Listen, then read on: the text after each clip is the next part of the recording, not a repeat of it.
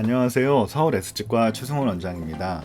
오늘은 치과 위생사를 위한 뼈 이식제의 종류에 관한 설명을 준비를 했습니다. 듣는 사람이 치과 위생사라고 가정을 하고 이야기를 하기 때문에 좀 생소한 단어들이 나올 수도 있어요. 하지만 가급적이면 일반인 분들도 쉽게 이해하실 수 있게끔 가급적 쉬운 용어를 사용해서 한번 설명을 해보도록 하겠습니다. 임플란트를 만약에 하시게 된다라고 하면 뼈 이식을 하게 되는 경우들이 자주 생길 거예요. 그때 쓰는 뼈 이식제가 어떤 건지에 대해서 많이들 궁금해 하시는데, 먼저 우리가 이상적으로 뼈 이식제가 갖추어야 될 요건을 보면 크게 세 가지로 나눌 수가 있습니다. 영어로 쓰면 오스티오 제네시스, 두 번째는 오스티오 인덕션, 세 번째는 오스티오 컨덕션입니다. 뼈 이식제는 이 세 가지 성질 중에 하나를 갖고 있어야 되는데, 혹은 다 가져야 되는데, 먼저 오스티오는 골, 우리가 흔히 한글로는 뼈라고 하지만 한자로는 골이라고 쓰잖아요. 마찬가지로 영어에서도 뼈에 해당하는 말은 본이 되겠고, 그냥 라틴어로 골에 해당하는 말이 오스티오라는 접두어가 붙는다라고 이해하시면 돼요. 그래서 오스티오 제네시스는 골, 뼈가 제네시스는 뭔가가 새로 생긴다는 의미거든요. 성경의 창세기가 영어로 제네시스고요. 창세기라는 거는 세상을 창조한 기록을 창세기라고 하잖아요. 그래서 세상을 창조하다, 뭔가를 만들다. 현대자동차의 제네시스도 있는데 어쨌거나 그런 의미를 갖고 있는 뭔가를 만든다는 뜻입니다. 그래서 오스티오 제네시스는 아예 없는 데서 뼈를 만들어요. 그런 성질을 갖고 있어야 되죠. 구체적으로 얘기하면 뼈를 만드는 세포는 오스티오블라스트라고 하는 골아세포가 뼈를 만드는 세포인데, 이 세포를 잔뜩 함유하고 있는 거예요. 그런 성질을 갖고 있는 골 이식제가 이제 오스티오제네시스한 성질을 갖고 있다라고 얘기할 수 있고, 오스티오 인덕션은 뭔가 유도를 하는 거거든요. 그래서 골 재생을 유도할 수 있는 그런 성질을 갖고 있는 특징을 뜻합니다. 그래서 이게 무슨 말이냐, 뼈를 만드는 세포는 오스티오블라스트인데, 왜 예전에 황우석 박사 시절부터 우리 줄기세포라는 말 많이 들어보셨죠? 영어로는 스템셀이라고 하는데, 어떤 줄기에서 이제 갖가지 가지로 뻗어 나가면서 어떤 줄기 모 세포에서 저마다 이제 뭐 파이브로블로 섬유화 세포로 분화할 수도 있고, 뼈를 만드는 세포로 분화할 수도 있고, 뭐 다른 조직을 만드는 세포로 분화할 수 있는, 아직 분화하기 전에 모 세포라고 할 수 있는데, 이 줄기 세포라는 게 골 유도성을 가진 뼈 이식제는 이 줄기 세포에 자극을 줘가지고 얘가 여러 가지 다른 세포로 분화할 수 있음에도 불구하고 주로 뼈를 만드는 오스티오블라스트로 분화할 수 있게끔 하는 성질을 갖고 있는, 그런 성질을 이제 오스티오 인덕션이라고 얘기할 수 있고, 오스티오 컨덕션은 우리말로 하면 골 전도인데요. 이거 자체는 오스티오블라스트에 아무런 영향을 줄 수는 없어요. 골아세포를 갖고 있지도 않고, 줄기세포를 골아세포로 분화할 수 있게끔 하는 물질도 갖고 있지 않고, 다만 우리가 허허벌판에다가 뼈를 만들잖아요. 쉽게 말하면 허허벌판에 집을 짓는다라고 가정을 했을 때, 평빈에다가 벽돌을 쌓아서 집 지으라고 하는 것과, 여기 비계가 다 깔려 있고 벽도 뭐 다 설계도대로 그려 있고 지붕도 이렇게 만들어야 되고 뭔가 뼈대를 다 갖춰 놨어요. 거기다가 이제 벽돌을 쌓는 거는 아무것도 없는 상태에서 벽돌을 쌓는 것보다는 훨씬 쉬운 일이잖아요. 그래서 골 전도성은 뼈를 만드는 골아세포를 전혀 함유하고 있지는 않지만, 골아세포가 일을 할 때 좀 더 편하게 일해라, 이 빈 공간에 뼈를 하나씩 다 채우려면 한도 끝도 없단 말이에요. 그래서 여기 빈 공간을 뼈대를 미리 만들어 놓은 거죠. 그리고 이 사이로 이제 골아세포가 일할 수 있게끔 공간을 유지해주고 공간을 제공해주는 역할이 골 전도성, 오스테오 컨덕션입니다. 그래서 정리하면 골 재생 능력이 있는 것, 골 유도 능력이 있는 것, 골 전도 능력이 있는 것.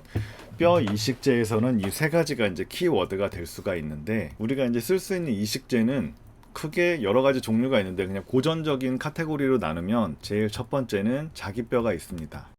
영어로는 오토지너스 본이라고 쓸 수 있는데, 결국 자기에서부터 유래된 뼈예요. 자기뼈. 두 번째는 인간과 같은 종의 다른 사람이 되겠죠. 다른 사람의 뭐 뼈를 제공을 받거나 아니면 사체에서 뼈를 채취해서 만드는 동종골이 있습니다.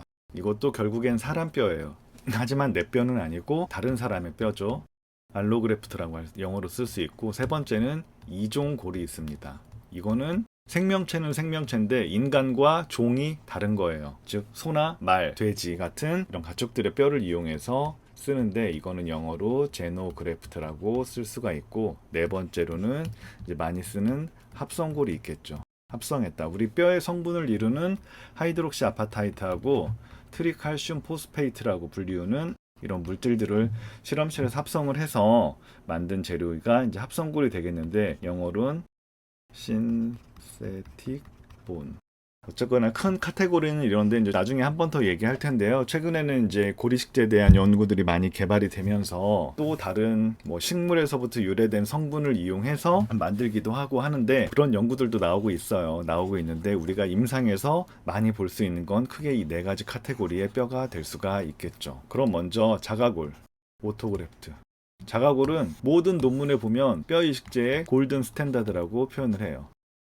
그 말은 무엇이냐? 자가골은 뼈 이식제가 갖춰야 될 오스테오제네시스, 오스테오 인덕션, 오스테오 컨덕션의 모든 성질을 갖고 있어요. 자가골 내에는 뼈를 만드는 고라세포가 충분히 존재하고요.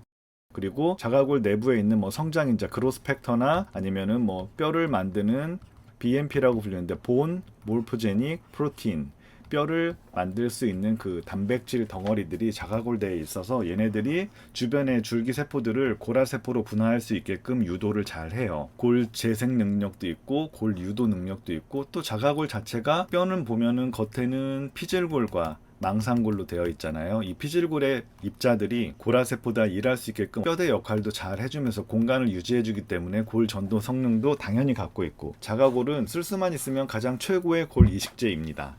그러나 자가골을 채취하기 위해서는 또 다른 수술 부위가 필요하다는 단점이 있어요. 그리고 임플란트를 심는 것보다 오히려 자가골을 뗀 부위에서 통증이 더 심하게 오는 경우가 많거든요. 자가골은 당연히 가장 좋기는 하지만 뗄 수 있는 양의 한계와 또 다른 수술 부위를 유도한다, 이런 여러 가지 단점들 때문에 한정적으로 쓰일 수밖에는 없어요. 그리고 다른 이식제와 섞어서 쓸 수밖에는 없겠죠. 두 번째로 쓸 수 있는 게 이제 동종골입니다.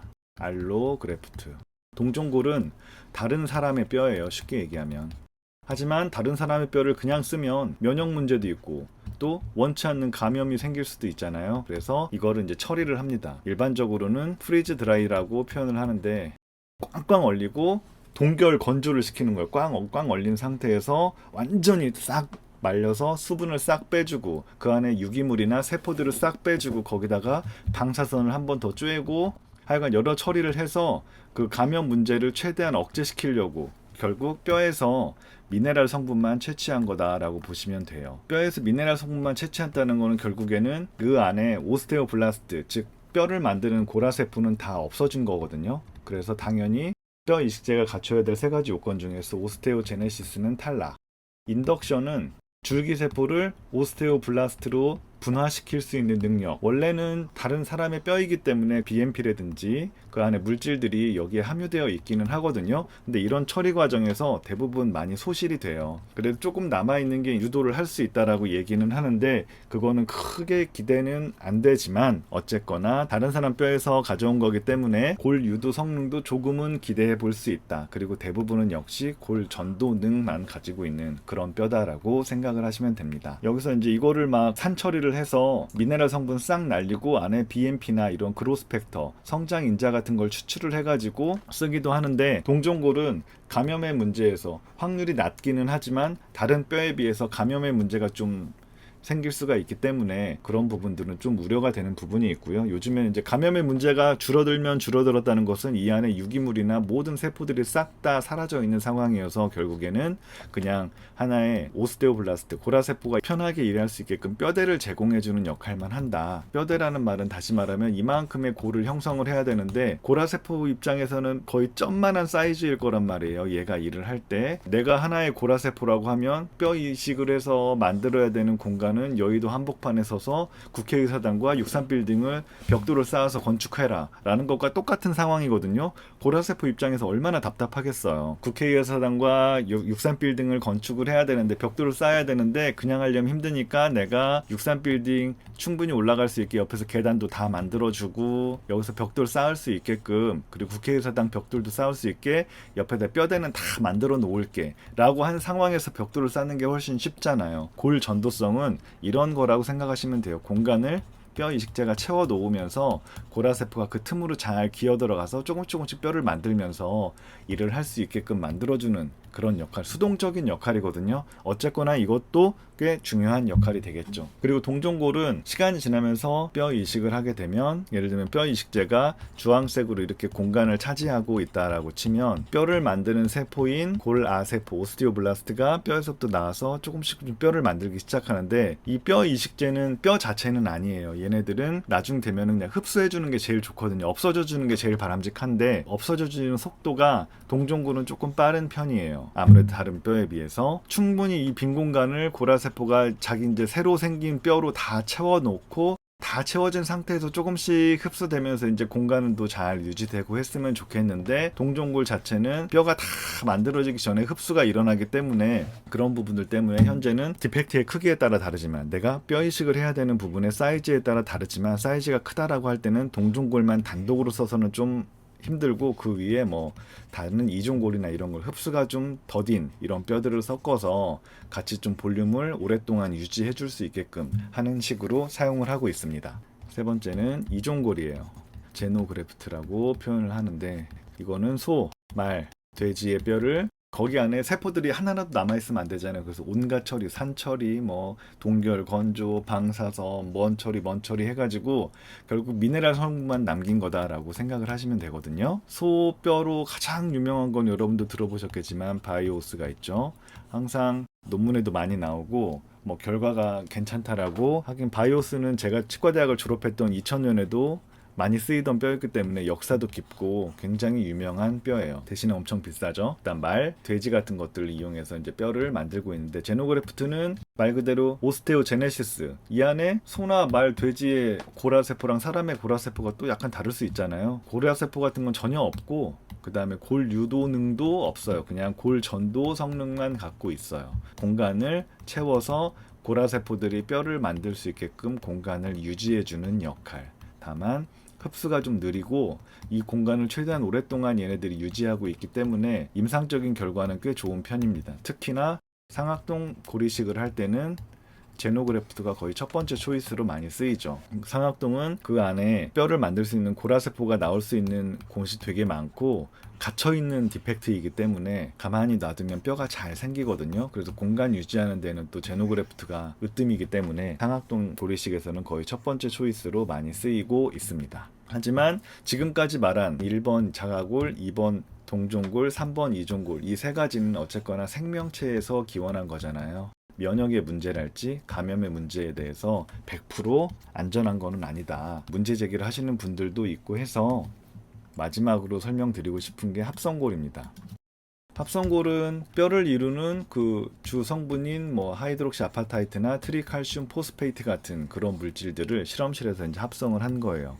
뼈의 모양대로 합성을 해서 이제 나온 건데, 합성골 자체는 이론적으로는 괜찮죠. 어디 다른 생명체에서 온 것도 아니고, 그래서 감염이나 면역 문제에 취약하지 않고 얼마든지 무한대로 생산 가능하기 때문에 이식제의 양에 대해서도 구애받지 않고, 그런 장점이 있는 반면에 단점은 아무래도 썼을 때 일반 동종골이나 이종골에 비해서 뼈 이식을 하고 나중에 들어갈 때 재생된 뼈의 퀄리티가 좀 떨어지는 편이기는 해요. 그래서 여기에 이제 자가골 섞는다든지 아니면 다른 BMP나 이런 물질들을 섞기도 하고, 또 최근의 연구에는 아까 제가 식물에서 기원한 이런 것들도 말씀드렸잖아요. 예전에 중국에서 구수이부라고, 네이버에 구수이부로 치면은 구수이부 하면서 고사리 종류의 하나인가 봐요.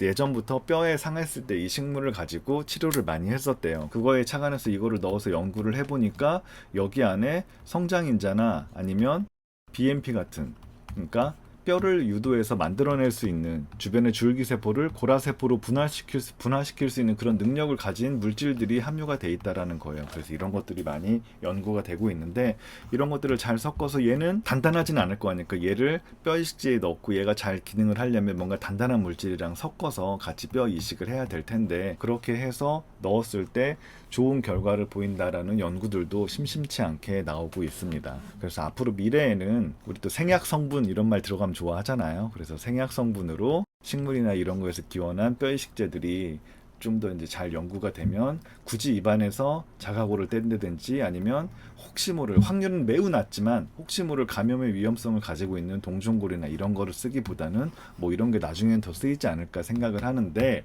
어쨌거나 현재 스코어 자가골이 제일 좋고 그 다음에 동종골과 이종골이 임상에서는 주로 많이 쓰이고 있다. 그리고 이 뼈 이식제를 종류를 선택하는 거는 결국에는 내가 임플란트를 심고 골 결손부의 형태나 크기가 어떠냐가 결정을 해요. 골 결손부가 크기가 작다면 솔직히 뭘 써도 크게 관계는 없는데, 골 결손부가 크다, 또 형태가 좋지 않다. 형태가 좋지 않다는 말은 자기 뼈가 거의 없고 뼈 이식제를 이용해서 그 부분을 다 채워 넣어야 된다라고 하면 그때는 자가골은 무조건 섞어야 되고요. 볼륨을 유지하기 위해서 이종골을 넣어주기도 하고 이런 식으로 많이 사용을 하고 있습니다. 오늘 설명드린 내용이 이제 뼈 이식제 종류에 관한 내용들에서 간단히 말씀을 드렸는데, 각각의 종류에 대한 상품명은 치과에서 뼈 이식제 뒤에 보면 뭐 이게 알로그래프트인지 아니면은 뭐 소에서 유래한 뭐 제노그래프트인지 합성골인지는 뒤에 보면 설명서에 다 나와 있거든요. 알로그래프트나 제노그래프트, 또 합성골 이런 거에 대한 세세한 상품명까지는 말씀드리지는 않겠고, 여러분들이 보시면은 충분히 알 수가 있을 겁니다. 그리고 치과 치료에 대해서 궁금증을 가지고 계신 일반인 분들 같은 경우에는 뼈 이식제는 치과에서 말씀드린 대로 골 결손부나 그 부위의 형태나 크기에 따라서 치과 의사가 제일 베스트라고 생각되는 걸 골라서 사용을 하게 되니까 그런 부분에 대해서 너무 크게 걱정 안 하시고 믿고 치료를 하시면 될 거라고 생각을 합니다. 오늘도 시청해 주셔서 감사드립니다. 서울 S치과 최승원이었습니다.